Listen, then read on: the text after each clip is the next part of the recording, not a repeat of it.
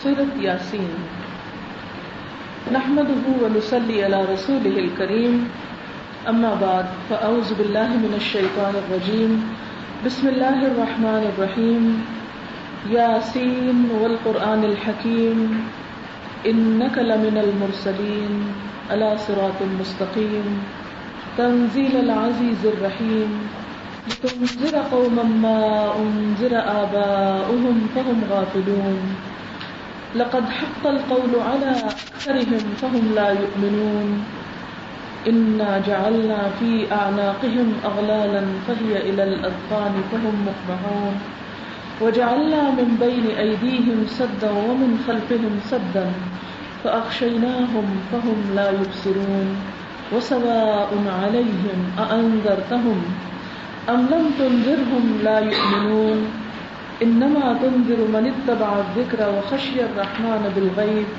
فبشره بمغفرة واجر کریم انا نحن نحیی الموتى ونکتب ما قدموا وآثارهم وکل شیء احصیناہ فی امام مبین۔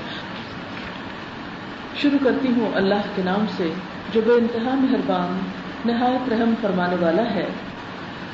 یاسین، قسم ہے قرآن حکیم کی، تم یقیناً رسولوں میں سے ہو، سیدھے راستے پر ہو، اور یہ قرآن غالب اور رحم کرنے والی ہستی کا نازل کیا ہوا ہے تاکہ تم خبردار کرو ایک ایسی قوم کو جس کے باپ دادا خبردار نہ کیے گئے تھے اور اس وجہ سے وہ غفلت میں پڑے ہوئے ہیں۔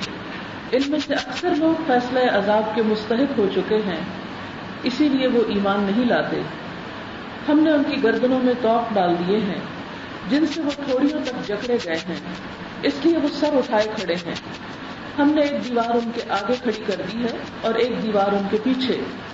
ہم نے انہیں ڈھانپ دیا ہے، اب انہیں کچھ نہیں سوچتا۔ ان کے لیے برابر ہے، ہاں تم انہیں خبردار کرو یا نہ کرو، وہ نہیں مانیں گے۔ تم تو اسی شخص کو خبردار کر سکتے ہو جو نصیحت کی پیروی کرے اور بن دیکھے خدائے رحمان سے ڈرے، اسے مغفرت اور اجر کریم کی بشارت دے دو۔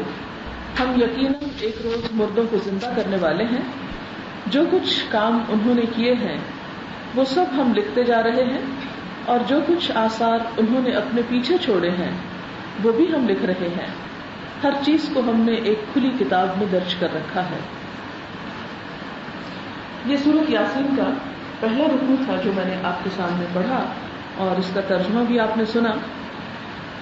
سورۃ یاسین شاید قرآن پاک کی وہ واحد سورت ہے جس کو ہم اپنی زندگی میں بہت زیادہ پڑھتے ہیں۔ سورۃ فاتحہ ایکسیپشنل کیس ہے، چونکہ وہ نمازوں میں پڑھتے ہیں اور اس کا پڑھنا لازم ہے، اس لیے اس کو تو زیادہ پڑھا ہی جاتا ہے، لیکن اس کے علاوہ عام روزمرہ زندگی میں ہم سورۃ یاسین کو بہت زیادہ اپنے مطالعے میں لاتے ہیں۔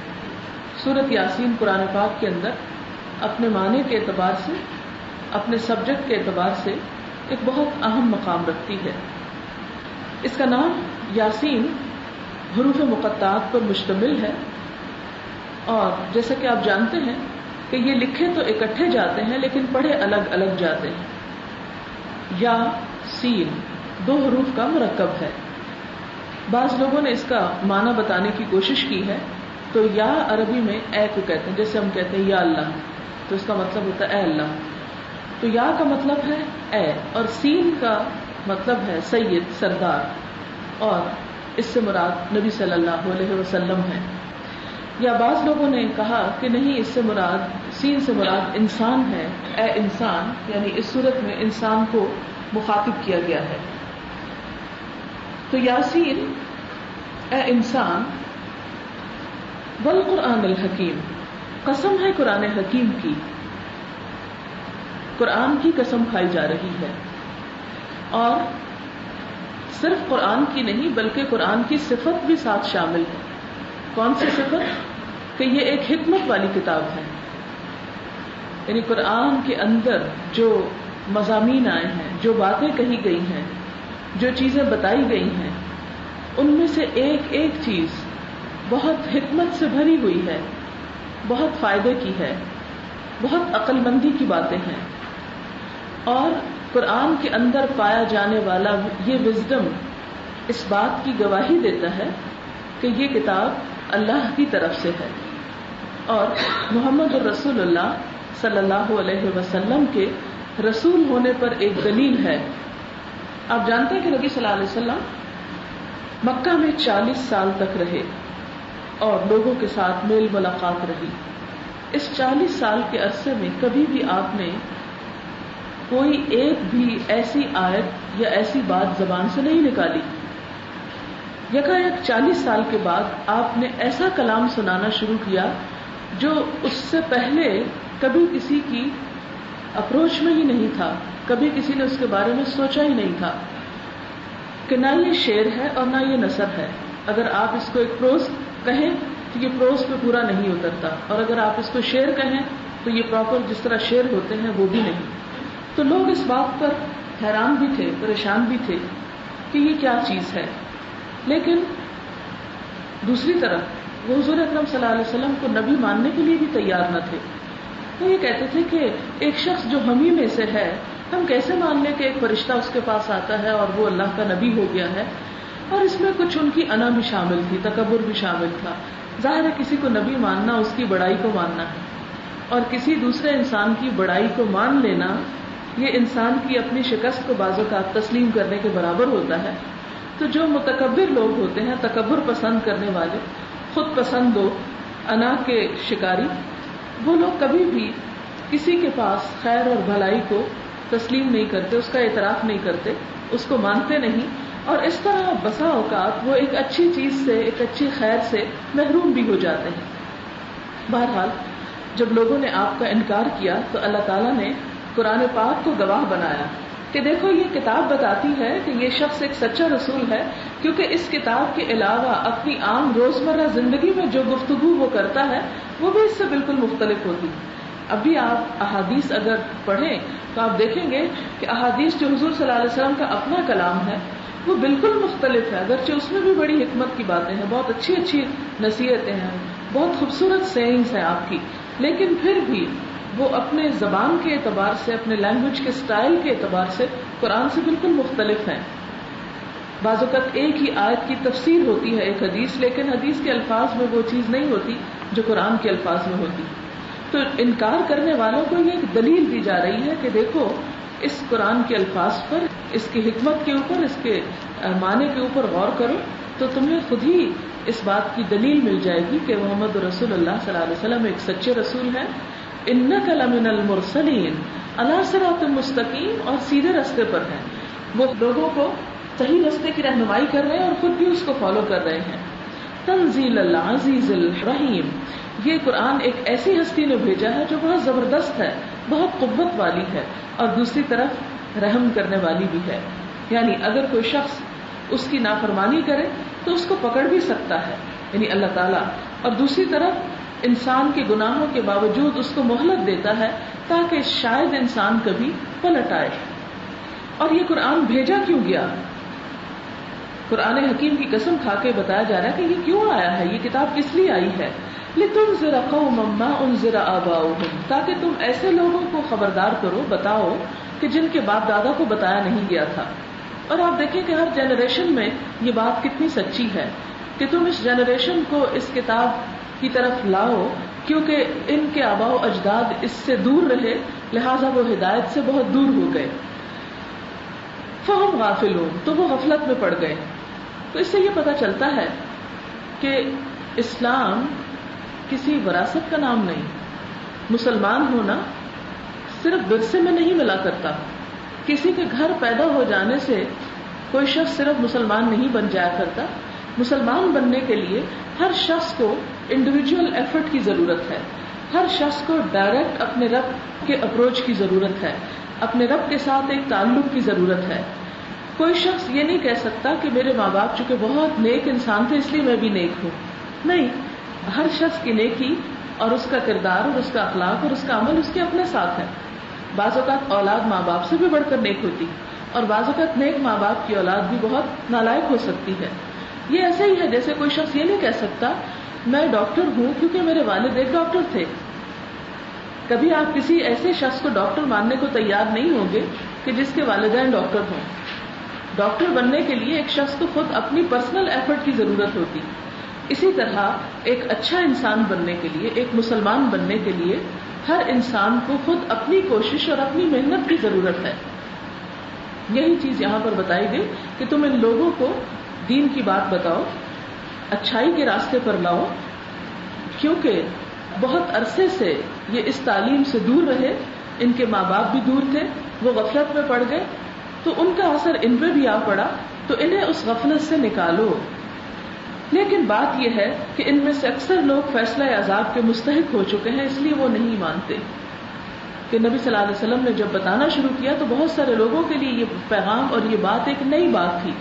اور آپ نے دیکھا ہوگا کہ ہر نئی بات کو لوگ شروع میں ناپسند کرتے ہیں، پھر اس کے بعد آہستہ آہستہ اس کو ایکسپٹ کرنے لگتے ہیں. یہ انسان کی فطرت ہے. مثلاً آپ دیکھیں کہ ایک چھوٹے بچے کو ایک ماں پہلی دفعہ مرچوں والا سالن کھلاتی ہے تو وہ اس پر منہ بناتا ہے اور اس کو تھوک ڈالتا ہے اور اس کو نہیں کھانا چاہتا، لیکن تھوڑا تھوڑا چکھاتے چکھاتے ایک دن ایسا آتا ہے کہ اس کا مرچوں کے بغیر کھانے کو دل نہیں چاہتا.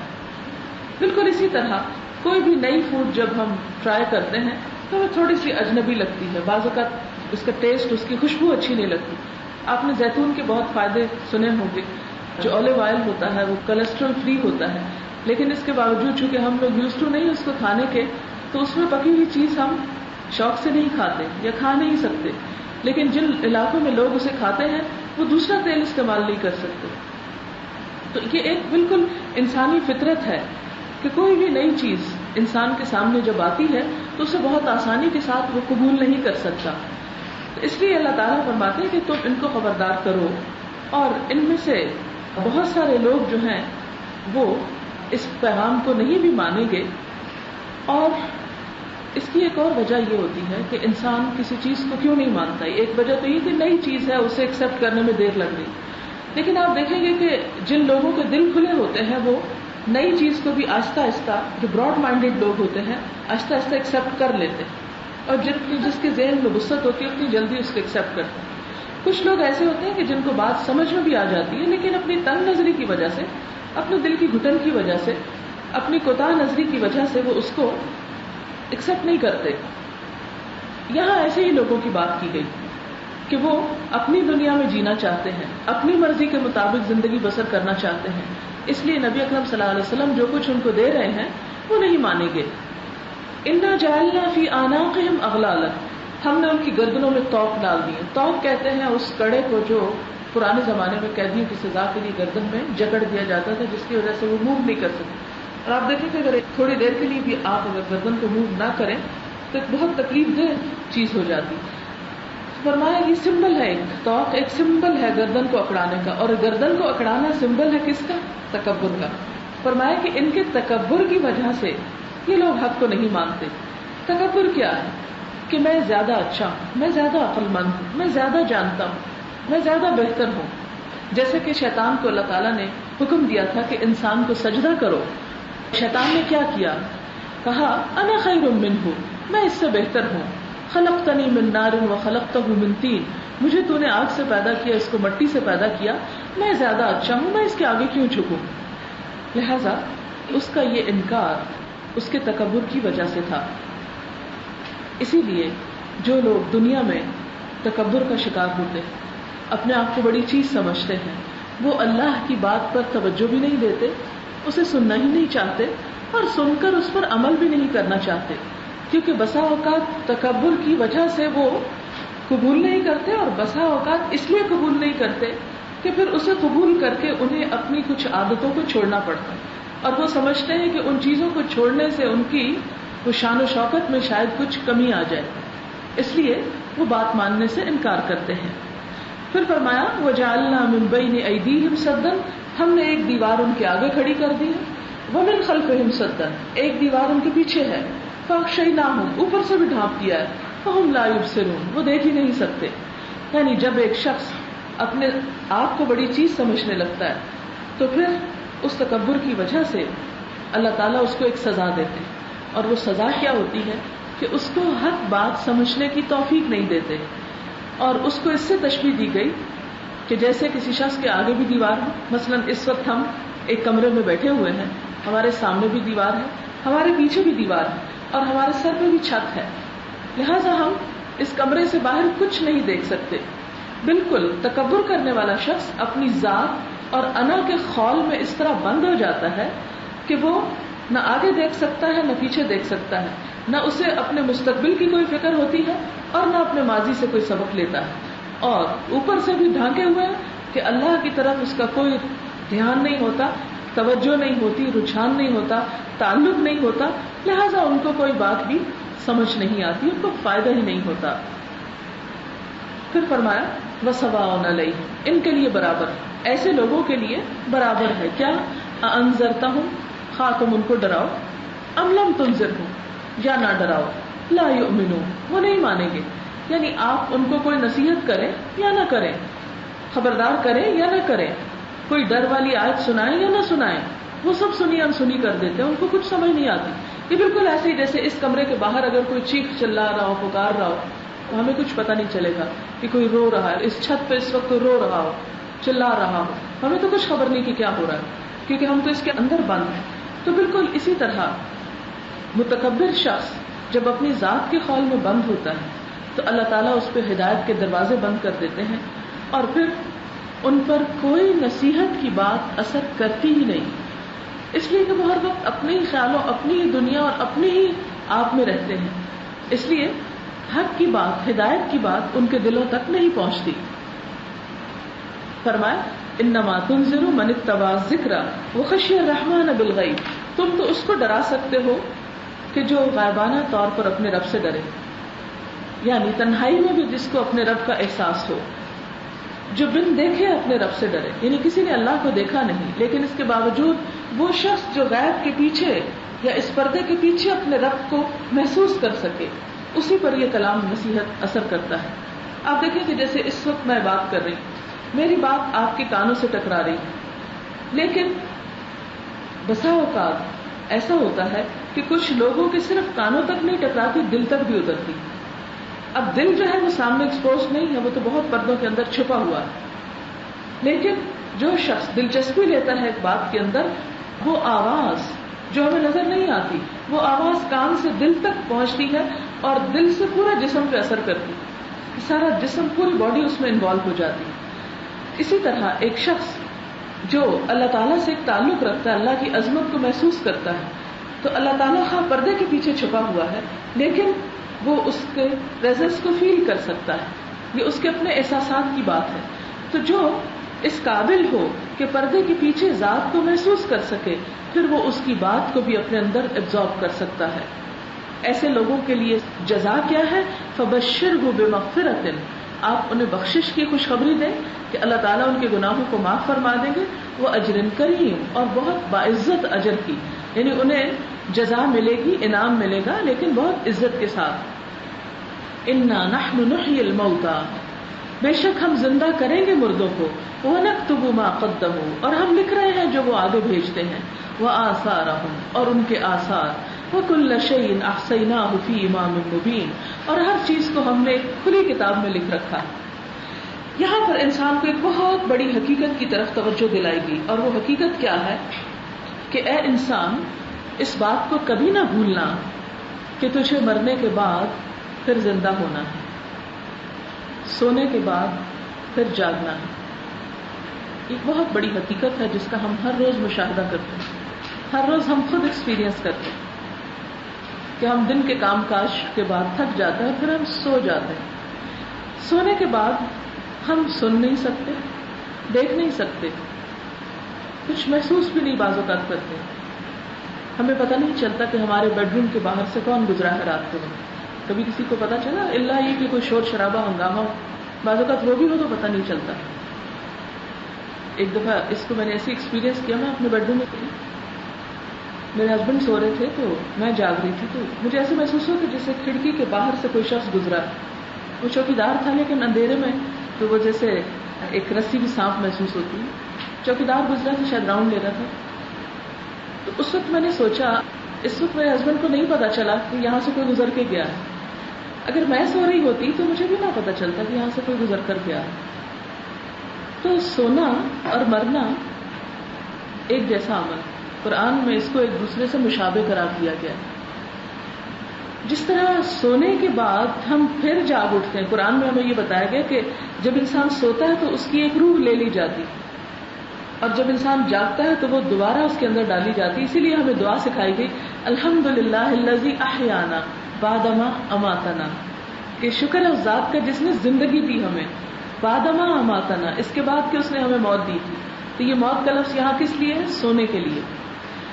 تو یہ میں سونے کی مثال اس لیے دے رہی ہوں، ایک یقین دہانی کے لیے، کہ جس طرح ہم سونے کے بعد جاگ اٹھتے ہیں ایسے ہی مرنے کے بعد ہم دوبارہ جاگ اٹھیں گے. اسی چیز کا یہاں پر ذکر کیا گیا ہے کہ ہم مردوں کو زندہ کریں گے، اور زندہ کرنے کے بعد ایک نیا دن شروع ہوگا.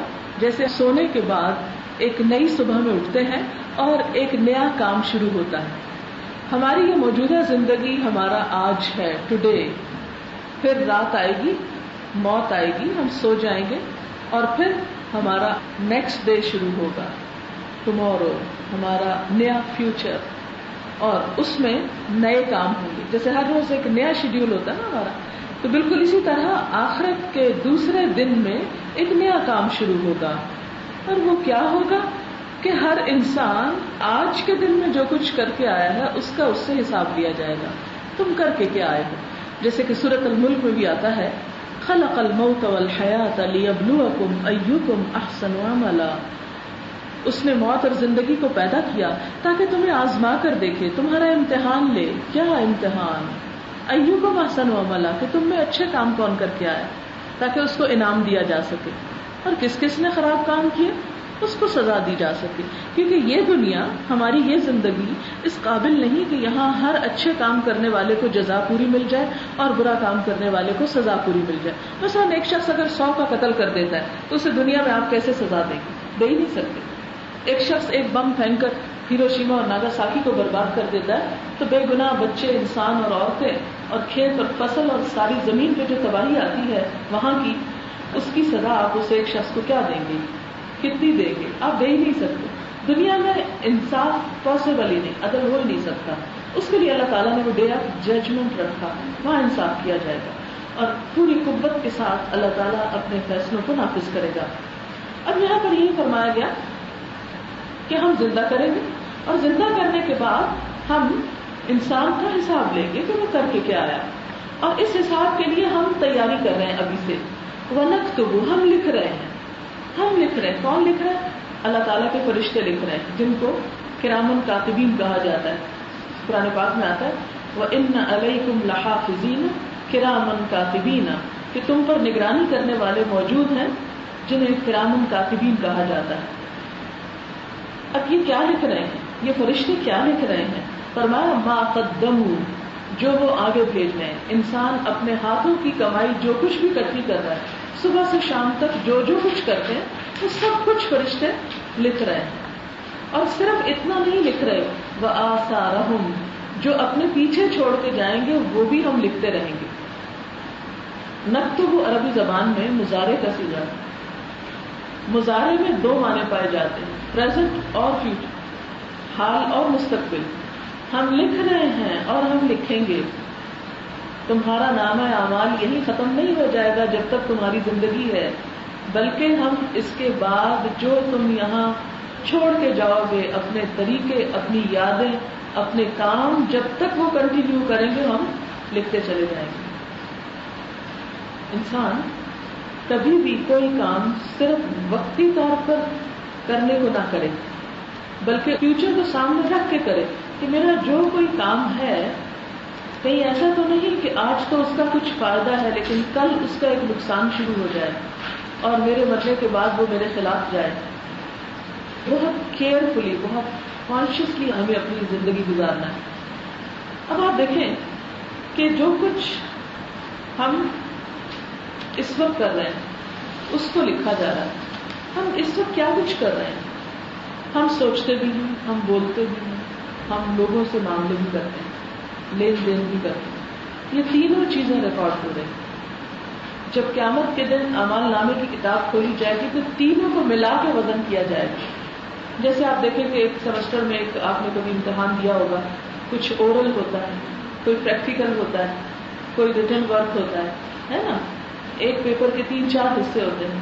کبھی آپ کی کلاس پرفارمنس اس میں شامل ہو جاتی، کچھ جگہوں پہ اٹینڈنس بھی ساتھ لکھ لیتے ہیں، بیہیویئر بھی ساتھ پلس کر لیتے ہیں. تو بالکل اسی طرح ہمارا جو نام ہے اعمال آخرت کے لیے تیار ہو رہا ہے، اس میں بھی 3-4 چیزیں ہیں. اب سب سے پہلے تو ہماری سوچ کہ کس نیت سے ہم کام کر رہے ہیں، پھر ہم بولتے کیا ہیں، پھر ہم کرتے کیا ہیں، اپنی ذمہ داری صحیح طور پر پوری کرتے ہیں یا نہیں، انسانوں کے ساتھ ہمارا کیا معاملہ ہے، اللہ کے ساتھ ہمارا کیا معاملہ ہے. یہ سب کچھ لکھا جا رہا ہے. اور پھر صرف اتنا نہیں کہ جو اب ہم کر رہے ہیں، بلکہ جو ہم کام اب کر رہے ہیں، جو ہمارے ایکشنز ہیں، اس کے جو ری ایکشنز ہیں. مثلاً ہم نے ایک بات کسی کو بتائی، مثلاً اس وقت میں آپ کو پڑھا رہی ہوں، آپ جو کچھ سن رہے ہیں، آپ اس کو آگے جا کر جس طرح ٹرانسمٹ کریں گے، اور جن کو آپ نے سنا دی بات پھر وہ آگے ٹرانسمٹ کریں گے. اب اس کا سلسلہ اس وقت تک چلتا جائے گا میرے اس ایک جملے کا، جب تک وہ آگے ٹرانسمٹ ہوتا چلا جائے گا. اب ہم تو گر نہیں سکتے، میں تو بول کے چلی جاؤں، مجھے نہیں معلوم کہ آپ میں سے کوئی کس بات کو کس طرح لیتا، کس طرح انٹرپریٹ کرتا ہے، کہاں تک وہ پہنچتی ہے. اللہ کے ریکارڈ میں یہ سب کچھ موجود ہے. لہذا انسان کو اس بات کی فکر کرنی چاہیے کہ اپنی زبان سے ایسی باتیں نہ نکالے کہ جو ملٹی پلائی ہو کر اس کو ڈبو دینے کا سبب ہو، یعنی ایسی بری بات جس کے نتیجے میں کئی لوگ پریشانی اٹھائیں. اچھا ہم یہ سوچتے ہیں بعض اوقات کہ اچھا کیسے لکھ رہے ہیں فرشتے، نہ تو یہاں ہمیں کوئی رجسٹر نظر آتا ہے، نہ یہاں پر ہمیں کوئی قلم نظر آتا ہے، نہ ہی کوئی کمپیوٹر رکھا ہوا ہے، نہ کچھ اور ہے، یہ کیسے لکھا جا رہا ہے. آپ نے دیکھا ہوگا یہ بات پروف ہو چکی ہے کہ انسان جو آواز اپنے منہ سے نکالتا ہے وہ نقش کی صورت میں فضا میں محفوظ ہو رہی ہے. اور سائنٹسٹ اس بات کی کوشش کر رہے ہیں کہ ان نقوش کو کسی طرح اسے ری پلے کر کے سنا جا سکے. جس طرح ٹیپ ریکارڈر کے اوپر ہماری آواز نقش ہو جاتی ہے، اسی طرح کائنات کے اندر اور جگہوں پر بھی یہ سب کچھ محفوظ ہو رہا ہے. اسی طرح یہ کہتے ہیں کہ جو ہم عمل بھی کرتے ہیں، مثلا میں نے ہاتھ اس طرح کیا یا اس طرح کیا، اس کا عکس جو ہے یہ حرارتی لہروں کی شکل میں مستقل طور پر دنیا میں محفوظ ہو جاتا ہے. جیسے ایک اس کا عکس ہماری آنکھ کے اندر محفوظ ہوتا ہے ہر چیز کا ایک، تو بالکل اسی طرح ہم جو کچھ بھی کرتے ہیں، چاہے چھپ کے کریں، کہیں پر بھی کریں، تو یہ سب کچھ ہماری اسی فضا کے اندر ریکارڈ ہو رہا ہے. یہ اور سب سے بڑی زندہ مثال تو ویڈیو کیمرہ یا آڈیو کیسیٹس، یہ ساری چیزیں ہمارے سامنے ہیں. اور اب آپ نے دیکھا ہوگا کہ باہر کیش مشینز ہمارے یہاں تو ابھی تک وہ ہے نا جس میں نمبر آپ کر کے تو کیش لے سکتے ہیں. اب کچھ جگہوں پر ایسی کیش مشینیں انسٹال کی گئی ہیں جن کے سامنے صرف انسان جا کے کھڑا ہوتا ہے، اسکرین پر وہ غور سے دیکھتا ہے تو وہ اس کی آنکھوں کی ریز سے آپریٹ کرتی ہے، اس کو ریکگنائز کر لیتی ہے اس شخص کو، اور اس کا جو اکاؤنٹ ہے اس میں سے جتنے پیسے وہ چاہتا ہے وہ بولتا ہے، اور اس کے بولنے سے وہ اس کو اتنا کیش مل جاتا ہے. کچھ ویڈیو گیمز اس طرح کی آئی ہیں کہ جس میں انسان اپنی آنکھوں کی حرکتوں سے ان کو موو کرتا ہے ان چیزوں کو. پہلے تو ہاتھوں کے کنٹرول کے ساتھ اس کو آگے پیچھے کرتے تھے، اب صرف آنکھوں کے کنٹرول کے ساتھ. وہ ایک مشہور سائنٹسٹ ہے جو بالکل کرپل ہے، کچھ بھی نہیں کر سکتا، لیکن صرف آنکھوں کی حرکتوں سے اس نے بہت سارے ایسے نظریے پیش کیے. اور تو یعنی وہ بول نہیں سکتا، لکھ نہیں سکتا، صرف اپنی کچھ ایکشنز کے ذریعے اس نے بہت سارے کام کیے. تو یہاں اللہ تعالیٰ بھی یہ بتاتے ہیں کہ اے انسان، جو کچھ تو کر رہا ہے وہ سب میں ریکارڈ کر رہا ہوں، اور جو کچھ تو کر کے جا رہا ہے تیرے پیچھے جو کچھ رہ رہا ہے وہ بھی میں ریکارڈ کر رہا ہوں. مثلا آپ صلی اللہ علیہ وسلم نے فرمایا کہ انسان جب فوت ہو جاتا ہے اور اس کا نام اعمال بند ہو جاتا ہے تو 3 چیزیں بعد میں بھی اس کو فائدہ دیتی. ایسی جگہ پہ پیسہ لگانا کہ جس سے لوگوں کو فائدہ پہنچے، اس میں کوئی سڑک بنوا دو تو جب تک لوگ اس پہ چل رہے ہیں، کوئی اسکول بنوا دی، کوئی ہاسپٹل بنوا دی، کسی اچھے کام میں لگا دی، تو جب تک وہ لوگ اس سے فائدہ اٹھائیں گے. مثلا حضور صلی اللہ علیہ وسلم کے زمانے میں کئی لوگ پانی کے انتظام کے لیے کنواں کھودوا دیتے، تو جب تک وہ کنواں کھودا ہے، پانی پی رہے ہیں لوگ، تو اگر 100 سال تک لوگ اس سے پانی پی رہے ہیں تو 100 سال تک مرنے والے کو قبر میں ثواب پہنچتا رہے گا. اسی طرح وہ علم جو انسان سکھا جائے، جب تک لوگ اس سے فائدہ اٹھاتے ہیں، کوئی کتاب لکھ دیا، کوئی بھی چیز اچھی بات کسی کو بتائی، چاہے کسی انسان کو بتائے اور وہ آگے ٹرانسفر ہو رہی، تو وہ بھی جب تک ہوگی تو مرنے کے بعد انسان کو فائدہ دے گی. اور تیسری چیز نیک اولاد جو والدین کے لیے دعائیں کریں، تو یہ ان کے آثار ہیں. اچھا، اسی طرح آثار اثر سے قدم کے نشان کو بھی کہتے ہیں، فٹ سٹیپس کو. فرمایا کہ انسان نہ صرف یہ کہ اس کی بول چال، اس کے ہاتھوں کے ایکشن، بلکہ وہ اپنے پاؤں کے ساتھ جہاں جہاں چل کے جاتا ہے وہ بھی ریکارڈ ہو رہے ہیں. یعنی انسان کے سارے ایکشنز کے علاوہ انسان کی زمین پر جو پاؤں لگتے ہیں تو وہ اس کے پاؤں کے نشان بھی سارے جمع ہو رہے ہیں. جیسے طالب علم گھر سے نکلتا ہے یا ایک شخص نماز کے لیے گھر سے نکلتا ہے تو اس کے فٹ سٹیپس گنے جاتے ہیں. 10 قدم چل کر آیا یا 20 چل کر آیا. مثلا یہاں پر میں جو آئی ہوں تو اب یہ فاصلہ لکھ لیا گیا کہ ایک شخص ایک کام کے لیے جب گھر سے نکلا تو اس نے ایک اچھے کام میں اتنا فاصلہ طے کیا. وہ اس کے اعمال میں اگر اچھی نیت سے میں آئی ہوں تو وہ اچھی طرف لکھ لیا جائے گا، اور اگر دیکھنے میں کام بہت اچھا لگ رہا ہے اور میری نیت خراب ہے تو وہ دائیں طرف نہیں لکھا جائے گا، وہ بائیں طرف لکھ لیا جائے گا، یعنی ان کا خلاف چارج کر دیا جائے گا. تو یہ تمام چیزیں جو ہیں ان کے بارے میں فرمایا کہ یہ انسان کی طرف سے لکھی جا رہی ہیں. حضور صلی اللہ علیہ وسلم کے زمانے میں کچھ لوگوں نے اپنا گھر تبدیل کرنا چاہا کہ ہم مسجد کے قریب آنا چاہتے، تو آپ نے فرمایا نہیں، دور ہی رہو، جتنے قدم چل کر آؤ گے ہر روز لکھے جائیں گے. نماز تو پڑھنی ہے لیکن قدموں کا لکھا جانا اس نماز کے درجے میں اور اضافہ کر دے گا. وَكُلَّ شَيْءٍ، اور ہر چیز، احصیناہ، ہم نے اس کو لکھ لیا ہے. احصاء کا مطلب ہوتا ہے شمار کرنا، گن گن کر رکھنا. عربی زبان میں اسٹیٹسٹکس کو احصائیات کہتے ہیں. فی امام مبین، ایک کھلی کتاب میں ہم نے سب کچھ نوٹ کر لیا ہے. پھر اس کے بعد ایک واقعہ سنایا گیا ہے، اور وہ واقعہ کیا ہے؟ انہیں مثال کے طور پر اس بستی والوں کا قصہ سناؤ جبکہ اس میں رسول آئے تھے. ہم نے ان کی طرف 2 رسول بھیجے، انہوں نے دونوں کو جھٹلا دیا. یہ اللہ تعالیٰ کا طریقہ ہے کہ وہ لوگوں کو حق کی بات پہنچانے کے لیے، اچھی باتیں بتانے کے لیے رسول بھیجتے ہیں. پھر ہم نے تیسرا مدد کے لیے بھیجا. بعض لوگوں کے پاس 1 رسول آیا، بعض کے پاس 2 آئے، اور اس بستی میں 3 آئے. اور ان سب نے کہا ہم تمہاری طرف رسول کی حیثیت سے بھیجے گئے. بستی والوں نے کہا تم کچھ نہیں ہو مگر ہم جیسے چند انسان، اور خدا رحمان نے ہرگز کسی کو رسول بنا کے نہیں بھیجا. کیا چیز نظر آ رہی ہے یہاں پر؟ ان کے رویے میں کیا نظر آ رہا ہے؟ تکبر نظر آ رہا ہے.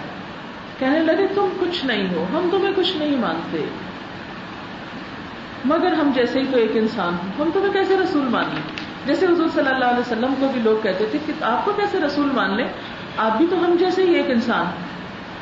تو کسی انسان کی بات اس لیے نہ سننا کہ یہ شخص کیا ہے، کوئی حیثیت نہیں رکھتا، ہم اسے کچھ نہیں سمجھتے. لیکن اسلام نے ایک بہت خوبصورت بات بتائی، اور وہ یہ کہ یہ نہ دیکھو کہ کہنے والا کون ہے، یہ دیکھو کیا کہہ رہا ہے. اسی لیے حضرت عمر کے بارے میں ہمیں ملتا ہے کہ وہ ہر ایک سے کچھ نہ کچھ سیکھتے تھے. مثلا بکری والا مل جاتا ان کو تو اس سے بکریوں کے بارے میں معلومات لیتے، بکریوں کی عادات کے بارے میں. اور حقیقت یہ ہے کہ انسان بعض اوقات بچوں سے بھی اتنا کچھ سیکھتا ہے کہ جو بڑوں سے نہیں سیکھ سکتا. وہ سیکھنے والی نظر چاہیے. لیکن اگر انسان نہ سیکھنا چاہے تو بہت بڑے بڑے عالموں کی صحبت میں بیٹھ کے بھی کچھ نہیں سیکھتا. تو یہاں پر بھی وہ تکبر کرتے ہیں کہ کیا ہے، تم ایک انسان ہی تو ہو، ہم تمہیں کیسے مان لیں. تم محض جھوٹ بولتے ہو، یعنی بغیر کسی دلیل کے ان کی بات کو جھوٹا قرار دیا. رسولوں نے کہا ہمارا رب جانتا ہے کہ ہم ضرور تمہاری طرف رسول بنا کر بھیجے گئے ہیں، اور ہم پر صاف پیغام پہنچانے کے سوا کوئی ذمہ داری نہیں. اس سے یہ پتہ چلتا ہے کہ پیغمبر اس بات کی فکر نہیں کرتے کہ لوگ انہیں مانتے ہیں یا نہیں، وہ اچھی بات بتاتے رہتے ہیں. اور ہمیں بھی ان سے یہ بات سیکھنی چاہیے کہ کوئی اچھی بات صرف اس ڈر سے کسی سے نہیں چھپانی چاہیے کہ دوسرا اسے ریجیکٹ کر دے گا. بستی والے کہنے لگے ہم تو تمہیں اپنے لیے فعال بد سمجھتے ہیں، منحوس سمجھتے ہیں. اگر تم باز نہ آئے تو ہم تم کو پتھر ماریں گے اور ہم سے تم بڑی دردناک سزا پاؤ گے. بہت بڑی دھمکی دی کہ بس کرو، ہمیں مت بتاؤ. رسولوں نے جواب دیا کہ تمہاری نحوست تمہارے اپنے ساتھ لگی ہوئی. اب یہاں سے ہمیں اسلام میں نحوست کا تصور پتہ چلتا ہے کہ کسی چیز میں نحوست نہیں ہوتی، انسان کے اپنے اندر ہوتی ہے. یعنی بعض لوگ کہتے ہیں نا کہ اس گھر میں نحوست ہے، اس انسان میں نحوست ہے. نہیں، ہر انسان کی نحوست اس کے اپنے ساتھ ہے. ہر انسان کی تقدیر اس کے اپنے ساتھ ہے. آپ نے دیکھا ہوگا کہ ایک شخص کے ساتھ آپ کی نہیں بنتی لیکن دوسرے شخص کی بہت اچھی بن رہی ہوتی ہے اس کے ساتھ. تو پھر گڑبڑ کہاں ہے؟ آپ کے اپنے اندر ہے کہ آپ اس کے ساتھ نباہ نہیں کر پا رہے. بہرحال قرآن پاک میں ایک اور جگہ بھی نحوست کے بارے میں آتا ہے کہ وَكُلَّ إِنسَانٍ أَلْزَمْنَاهُ طَائِرَهُ فِي عُنُقِهِ کہ ہر انسان کا شگون ہم نے اس کے گردن میں لٹکا رکھا ہے. کہ انسان خوش قسمت ہے یا بد قسمت، ہر انسان کا اس کے اپنے اپنے ساتھ ہے. ان سپرسٹیشنز کا شکار ہونا کہ کالی بلی رستہ کاٹ جائے گی تو ایسا ہوگا، یا نمبر 13 میں کوئی نحوست ہے یا کسی اور چیز میں، یہ سب خرافات ہیں. اسلام میں اس کا کوئی کانسیپٹ نہیں ہے اور اس سے ہمیں بالکل آزاد ہونا چاہیے، ورنہ انسان کے اندر ایسی ویکنس آ جاتی ہے کہ ایک اچھا بھلا کام جو وہ کر سکتا ہے ایک توہمات کا شکار ہو کے اسے وہ چھوڑ دیتا ہے. پھر وہ کہنے لگے کیا یہ باتیں تم اس لیے کرتے ہو، یعنی ہمیں منحوس اس لیے کہتے ہو کہ تمہیں نصیحت کی گئی ہے؟ اصل بات یہ ہے کہ تم حد سے گزرے ہوئے لوگ ہو. اتنے میں شہر کے دور دراز گوشے سے ایک شخص دوڑتا ہوا آیا. بولا اے میری قوم کے لوگوں، رسولوں کی بات مان لو، پیروی کرو ان لوگوں کی جو تم سے کوئی اجر نہیں مانگتے اور ٹھیک راستے پر ہیں. یعنی کسی رسول کے سچا ہونے کی علامت کیا ہے کہ وہ لوگوں سے اچھی بات بتانے کا صلہ یا عوض نہیں مانگتا، ان کے آگے ہاتھ نہیں پھیلاتا. اور پھر وہ کہتا ہے آخر میں کیوں نہ اس ہستی کی عبادت کروں جس نے مجھے پیدا کیا اور جس کی طرف تم سب کو واپس جانا ہے. اس میں اس بات کا جواب ہے کہ ہم اللہ کی عبادت کیوں کریں، ہم آخر اس کو کیوں مانیں. ہم سے وہ کہتا ہے نماز پڑھو یا اور اچھے کام کرو تو ہم کیوں کریں. اس کا جواب ہے اس آیت میں اس لیے اس کی بات مانیں کہ اس نے ہمیں پیدا کیا ہے. جیسے ماں باپ کا حق ہے کہ اولاد ان کی بات مانے. کیوں مانے؟ کہ وہ والدین ہیں. اور دوسری بات یہ کہ اللہ کی عبادت اس لیے کہ واپس اس کے پاس جا کے ہمیں بتانا ہے، رپورٹ دینی ہے کہ ہم کیا کر کے آئے ہیں. تو یہ دو باتیں جس انسان کو یاد رہیں گی وہ کبھی بھی اللہ تعالیٰ سے بے تعلق ہو کے زندگی نہیں بسر کر سکتا. وہ لازماً اللہ کی عبادت کرے گا. کیا میں اسے چھوڑ کر دوسرے معبود بنا لوں؟ حالانکہ اگر اللہ تعالیٰ مجھے کوئی نقصان پہنچانا چاہے تو ان کی سفارش میرے کسی کام نہیں آ سکتی اور نہ یہ مجھے چھڑا سکتے ہیں. اگر میں ایسا کروں تو میں سری گمراہی میں مبتلا ہو جاؤں گا. میں تو تمہارے رب پر ایمان لے آیا، تم بھی میری بات مان لو. آخر کار ان لوگوں نے اسے قتل کر دیا اور اس شخص سے کہہ دیا گیا داخل ہو جاؤ جنت میں. اس نے کہا کاش میری قوم کو معلوم ہوتا کہ میرے رب نے کس چیز کی وجہ سے میری بخشش کر دی اور مجھے باعزت لوگوں میں داخل کر دیا. آپ صلی اللہ علیہ وسلم نے فرمایا کہ یہ شخص اپنی قوم کے حق میں کتنا خیر خواہ تھا کہ مر کے بھی اپنی قوم کو یاد رکھا. کاش میری قوم سمجھ جاتی، کاش ان کو پتا چل جاتا کہ میرے رب نے میری اس بات کو کتنا پسند کیا اور میرے درجے کتنے بلند ہو گئے. اس کے بعد اس کی قوم پر ہم نے آسمان سے کوئی لشکر نہیں اتارا. ہمیں لشکر بھیجنے کی کوئی ضرورت نہ تھی، بس ایک دھماکہ تھا کہ سب کے سب بجھ کر رہ گئے. یعنی وہ سب تکبر کرنے والے، اپنے آپ کو بڑی چیز سمجھنے والے، پیغمبروں کو حقیر سمجھنے والے، پیغمبروں کا انکار کرنے والے بالآخر خود ختم ہو گئے اور ان کا تکبر ان کو بچا نہ سکا. افسوس بندوں کے حال پر، جو رسول بھی ان کے پاس آیا اس کا وہ مذاق ہی اڑاتے رہے. کیا انہوں نے دیکھا نہیں کہ ان سے پہلے کتنی ہی قوموں کو ہم ہلاک کر چکے ہیں اور اس کے بعد وہ پھر کبھی ان کی طرف واپس نہ آئے. یعنی انسان کے لیے عبرت کے بہت سے سامان موجود ہیں. قوم نوح، عاد اور سمود، وہ کھنڈرات اور بستیاں جن پر بہت سی تباہیاں آئیں اور بہت بڑے بڑے کاریگر لوگ تھے ان کے اندر، لیکن وہ انہیں بچا نہ سکے. آپ نے اگر اس دفعہ کا نیشنل جیوگرافک دیکھا ہو، میرے خیال پچھلے مہینے کا شاید، اس میں پیٹرا کے بارے میں ایک بہت ڈیٹیل آرٹیکل ہے اور اس میں عربوں کے ہاں جو یہ بستیاں ہیں جن پہ عذاب آئے اور ان کے کھنڈرات ہیں، ان کا فن تعمیر اور ان پہاڑوں کے اندر جس طرح وہ تراش کے بلڈنگز بناتے تھے، اس میں ہمیں ان ساری بستیوں کے نشان آج بھی کئی ہزار سال کے بعد اللہ تعالیٰ نے ان کو محفوظ رکھا ہوا ہے. اور انسان ان کو دیکھتا تو حیران ہوتا ہے کہ اتنے بڑے بڑے پہاڑوں کو تراش کے اتنی مضبوط بلڈنگز انہوں نے بنائی اور خود جسمانی اعتبار سے، عقل کے اعتبار سے، ترقی کے اعتبار سے بہت طاقتور قومیں تھی، لیکن ان کی یہ ساری طاقت اور ترقی اور غرور اور تکبر ان کو اللہ کے عذاب سے بچا نہ سکا. یہ جس بستی کا واقعہ ہے، یہ کہا جاتا ہے کہ شام کی ایک بستی تھی انطاکیہ. مجھے 88 میں اس جگہ پر جانے کا اتفاق ہوا، 1988 میں، اور تقریباً 10 سال پہلے کی بات ہے. یہ آج کل کا ہی موسم تھا، اپریل میں گئی تھی. یہاں بہت خوبصورت شہر ہے اور اب بھی اس کے اندر 3 پیغمبروں کی قبریں جو ہیں ان کے نشان موجود ہیں، اور بتایا جاتا ہے کہ یہاں پر وہ دفن تھے. اور بہت بڑا میوزیم بھی ہے شہر کے اندر. اور جس بستی کی اس تباہی کی طرف جہاں یہ اشارہ ہے کہ وہ زلزلہ آیا اور وہ سب ٹوٹ پھوٹ گیا، تو انہوں نے کھدائی کرنے کے بعد اس کے اندر سے بہت سے آثار قدیمہ نکالے، حتیٰ کہ موزیک اور بہت ساری ایسی چیزیں، فلورز، ان کو انہوں نے دوبارہ رینوویٹ کر کے نکال کے دیواروں کے اوپر لگا کر بہت سے سیاحوں کے لیے ایک نشان عبرت بنا کے رکھا ہوا ہے. تو اسی کی طرف اللہ تعالیٰ اشارہ کرتے ہیں. تو بس ایک دھماکہ ہوا، یکایک وہ بجھ کر رہ گئے، ساری تعمیر و ترقی نیچے آ گری. افسوس بندوں کے حال پر، جو رسول بھی ان کے پاس آیا وہ اس کا مذاق اڑاتے رہے. انہوں نے دیکھا نہیں ان سے پہلے کتنی ہی قوموں کو ہم ہلاک کر چکے ہیں، اس کے بعد وہ پھر کبھی ان کی طرف پلٹ کر نہ آئے. ان سب کو ایک روز ہمارے سامنے حاضر کیا جانا ہے. یعنی اگر اچھے کام کرتے تو بھی ہمارے پاس آنا تھا، اور اگر اچھے نہیں کیے تو واپسی ہمارے ہی پاس ہے. اس سب سے ہم کو بھی سوچنا چاہیے کہ ہم اللہ سے جتنے بھی دور ہو کے زندگی بسر کرنا چاہیں کر لیں، کیونکہ بالآخر اللہ کے پاس واپس جانا ہے. وہاں سے ہم بھاگ نہیں سکتے، ہمارا چھٹکارا نہیں ہو سکتا. تو ہماری بھلائی اسی میں ہے کہ اس واپسی کے لیے کچھ تیار کر لیں، اس سفر کے لیے کچھ پریپیئر کر لیں، کچھ پیکنگ کر لیں، کچھ ساتھ رکھ لیں. اور دنیا کے سفر کے لیے تو مادی چیزوں کی ضرورت ہوتی ہے، لیکن آخرت کے سفر کے لیے انسان سے اچھے عمل کی بات کی گئی کہ وہ ساتھ لے کر آئے.